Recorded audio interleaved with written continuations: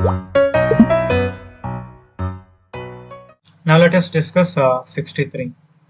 If the rate constant for first order reaction is k, the time t required for the completion of 99% of reaction is given by. Here they given that the rate constant for first order reaction equal to k, and they asking that how much of time is required to complete 99% of its reaction.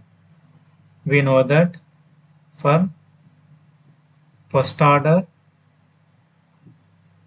rate constant is given by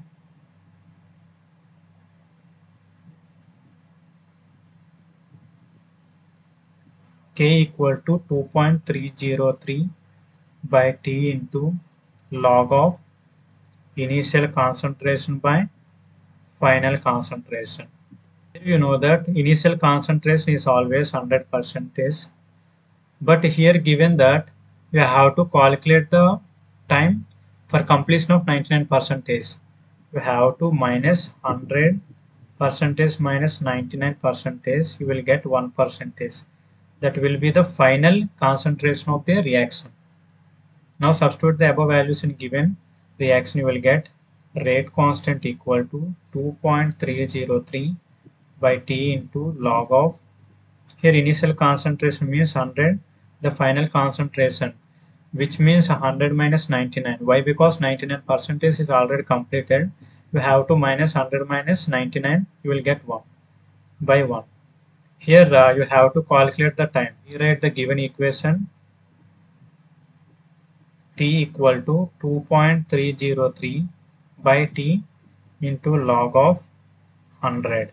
2.303 by T into log of 10 square.